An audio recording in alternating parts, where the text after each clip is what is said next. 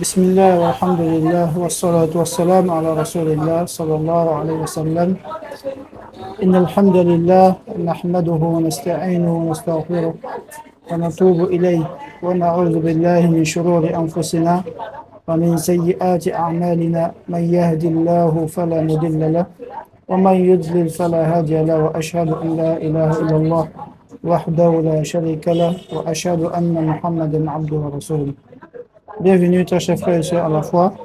Nous sommes toujours dans la série de lecture du livre A'lam as-Sunnah al-Manshura, l'I'tiqad al-Ta'ifatu al-Naji al-Mansura, de Cheikh Al-Hafiz Al-Hakami, rahimahullah ta'ala.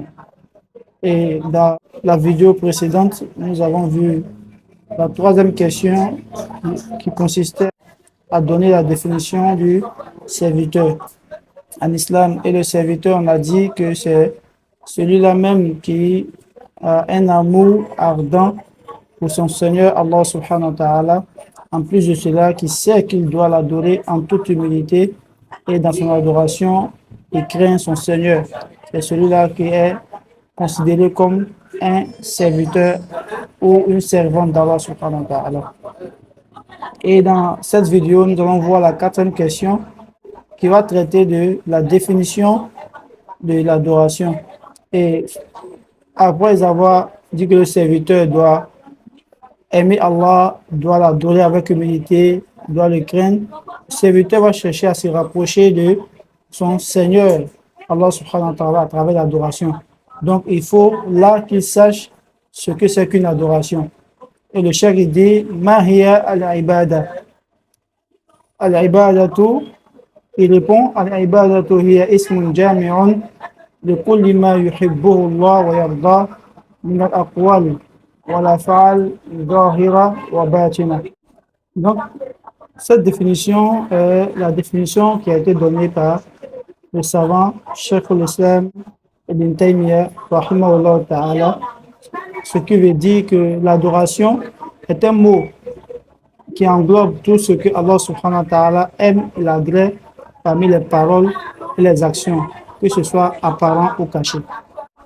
Donc, à travers cette définition, nous voyons que on a deux types d'adoration. On a les adorations qui sont faites par la parole et les adorations qui sont faites par les actions.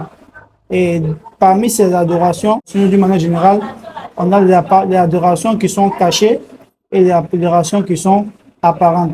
Qui sont cachées, c'est-à-dire ton prochain ne peut pas savoir cette adoration qui est en train d'être effectuée. Mais ceux qui sont apparents sont visibles de tous. Et quand on prend les adorations qui sont liées à la parole, on a ceux qui sont cachés. Et parmi celles-ci, on a la conviction, al-i'tiqad, tout ce qui provient du cœur comme conviction en Allah subhanahu wa ta'ala, comme foi en la religion. Ça, ce sont les adorations du cœur. Parce que si un musulman, une musulmane a la conviction à une autre idéologie, à une autre religion, au détriment de l'islam, alors il commet un péché. Donc s'il a cette conviction-là en islam, il a cette conviction-là en Allah subhanahu wa ta'ala, il a cette conviction-là aux lois de l'islam, alors il fait un acte d'adoration.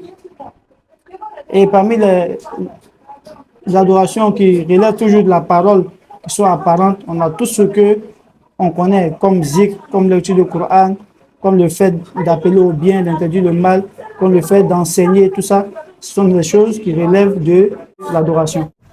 Aussi, c'est la même chose pour les adorations qui sont liées aux actes. Il y en a qui sont apparentes, il y en a qui sont cachées. Et parmi celles qui sont cachées d'abord, on a la sincérité, on a la crainte, on a l'humilité envers Allah subhanahu wa ta'ala.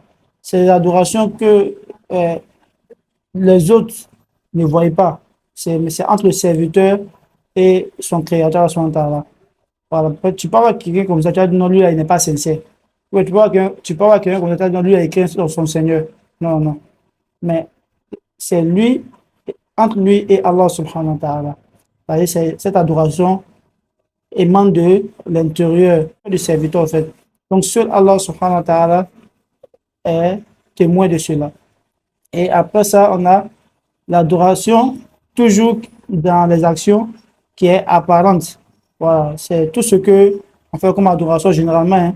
La prière, le jeûne, le hajj, la umrah, comme ça, le fait d'aider, de retirer du passage ce qui peut nuire à autrui, tout ça sont des adorations.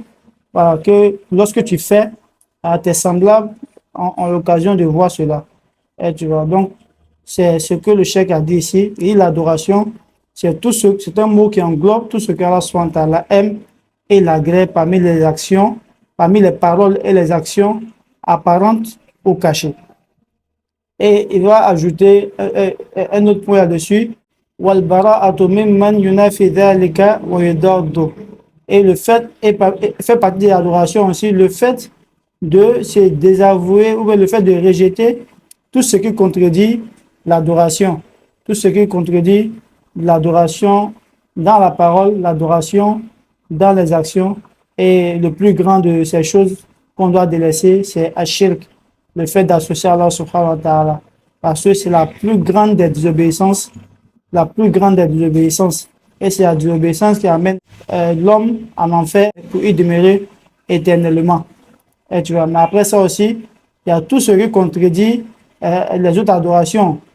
Par exemple, pour la langue, si le musulman, en disant la vérité, il fait une adoration, donc en mentant, il fait une désobéissance. Donc le musulman doit éviter euh, tout ce qui n'est pas bien, tout ce qu'Allah n'aime pas, en ce qui concerne la langue. Il doit éviter tout ce qu'Allah n'aime pas en ce qui concerne les actions. Donc le musulman ne doit pas mentir, il ne doit pas voler, il doit prier, il ne doit pas délaisser la prière, il doit jeûner, il ne doit pas délaisser le jeûne et tout ça. Donc, on doit connaître l'adoration avant de prétendre adorer Allah subhanahu wa ta'ala. Et on ne peut pas savoir ce qu'Allah subhanahu wa ta'ala aime de nous-mêmes tant qu'on ne fait pas référence à son livre dans lequel il a tout détaillé, il a tout expliqué, ce que nous devons faire, ce que nous ne devons pas faire. Et il a envoyé son prophète Mohammed sallallahu alayhi wa sallam avec comme messager afin qu'il nous montre la manière de faire de ces adorations-là. Donc, celui qui va faire une adoration qui n'a pas de source dans le livre d'Allah subhanahu wa ta'ala, ni dans la sunna du prophète Mohammed sallallahu alayhi wa sallam, alors ce n'est pas une adoration. Pour celui qui a fait une adoration qui a une source dans le Coran, qui a une source dans la sunna, mais qui n'a pas été faite comme le prophète sallallahu alayhi wa sallam nous a enseigné, alors ce n'est pas une adoration. Alors, ce n'est pas une adoration. Allah subhanahu wa ta'ala n'a pas besoin de cela. On demande à nous accorder la bonne compréhension ainsi que la mise en pratique. Et je vous dis à la prochaine question, Inch'Allah Ta'ala, dans une autre vidéo. Wassalamu alaikum wa rahmatullahi wa barakatuh.